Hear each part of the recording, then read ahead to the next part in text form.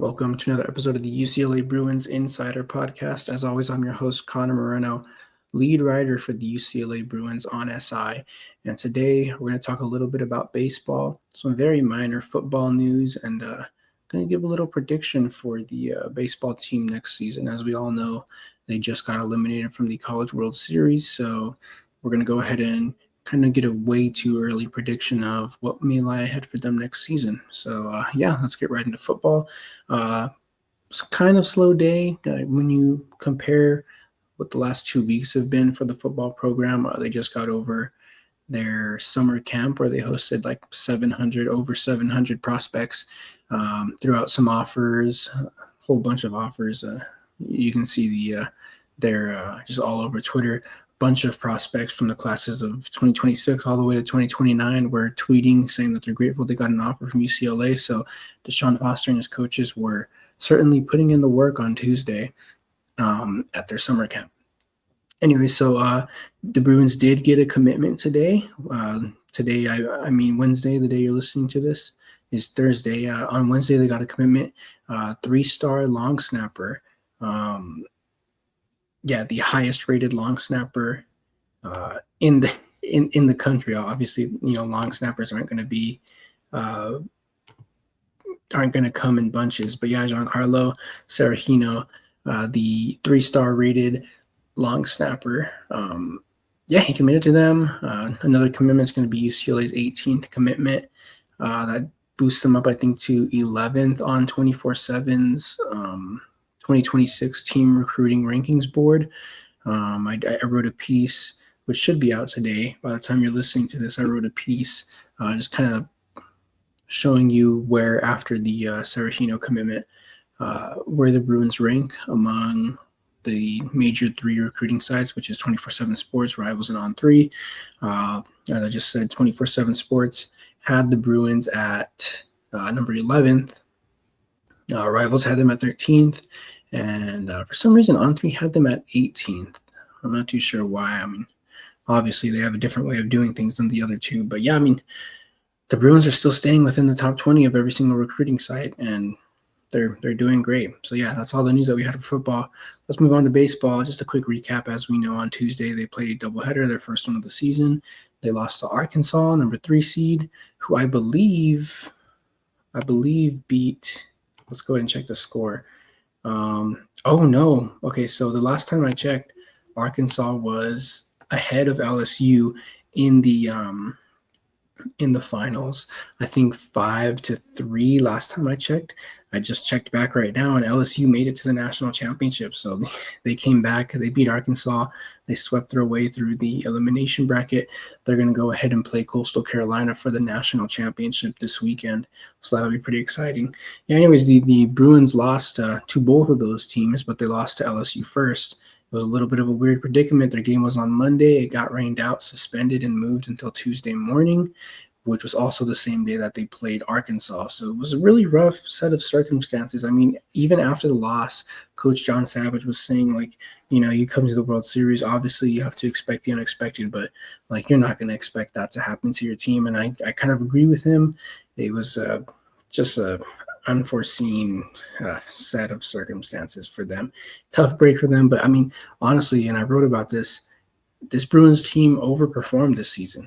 A whole bunch of sophomores, pretty much the same group of freshmen that played a lot last season, that won only 19 games last season, came back this year and pretty much overperformed. I think it was like 8 of the 9 players in the lineup were sophomores. They have a whole bunch of sophomores and freshmen all throughout this team, and there's really no sign of the team being split up. It's a really tight-knit group. John Savage created this culture where they're not going to necessarily go to the transfer portal to bring in people, but they're also not going to lose people because he's good at creating relationships and a tight-knit group of baseball players. And it was evidenced in that final game against Arkansas. They were down 7-0 in the 8th inning, and they were all smiles. They were still joking with themselves, just like if they were up 7-0. Now, obviously, if you're watching that on TV and you're not too familiar with UCLA, you're probably thinking, that's a little bit unprofessional. But, I mean, it was just an indictment of how close a group this team is, how how I guess light of a culture Coach Savage is creating over there in UCLA. And yeah, I mean, they overperformed. That's what I think. I think they overperformed. They won 48 games, made it all the way to Omaha for the first time since 2013. Yeah, and boy, next season, I think they're in store for another leap. So let's go ahead and get into my early predictions. Obviously, I think they're going to make the postseason. I think they might win 50 games. I can't remember the last time they won 50 games. I think it might have been in 2013 when they made it to Omaha. It could have been a few other times before that, or after that, I should say. But yeah, I do think that they're going to win 50 games. I also think that they're going to make the postseason, obviously, and I think they will make it back to Omaha. You know, as I said, this group is a whole bunch of sophomore and freshmen, and they're already good. They're already one of the best teams in baseball, and they're led by Rock Chalowski, who is arguably the best baseball player in the nation right now. Big Ten Player of the Year, Defensive Player of the Year. He just won a Gold Glove along with Mulabai won a whole bunch of other awards, Brooke Rollis Awards, District 9 Player of the Year, Perfect Game USA Player of the Year, a whole bunch. He has an insane trophy display case this season. He's going to be back next season. He's projected to go number 1 in the 2026 MLB draft. So he's going to play his true junior year and most likely move on to the majors. And everyone, third baseman Roman Martin, first baseman Uluvai Levu, like this team is stacked with young, solid talent that, quite frankly, most of them rose in the postseason. So that's a good sign as well, because not only did you see that they could rise in the postseason, but you also saw them play against a little bit more experienced teams like Arkansas and LSU, and they found out what they were missing. All season, Savage was relying on his bullpen, and in the postseason, his bullpen kind of fell off a little bit. Some of the starting arms were good, some of the starting arms were bad. But I mean, John Savage been there before. Now it's time for his players to have been there before, and they just had really good experience this year. So I do think that they will make the postseason. I think that they could be a top 10 seed. Just depends on how the Big Ten shakes out. I mean, Coach John Savage after the game was saying that, you know, it's really important. The RPI is important for these baseball teams and for the Big Ten Conference. And it starts with scheduling. So he's going to implore Big Ten coaches to go ahead and focus on scheduling so that way more Big Ten teams can be in the playoffs. Regardless, I do think that the Bruins will be the best team in the Big Ten. Maybe they could win the conference championship. I do think they could be a top 10 seed, and I do think that they'll make it back to Omaha. And with these scars that they developed this season, I believe that they'll make a better run at it. They started this postseason 6-0. Now, granted, they didn't play a ranked opponent until Monday against LSU, which they lost. And they played another ranked opponent, number 3 Arkansas, and they lost again.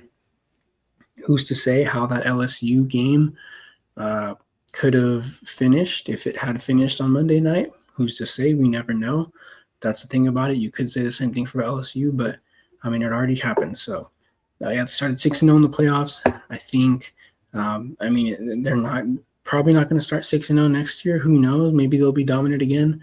But they will have these scars. They will know what it's like to lose, and they will be hungry to make it back. So I do think they'll make it to Omaha. I think they'll make it to Omaha at least next season. That's my prediction for the UCLA baseball team next season.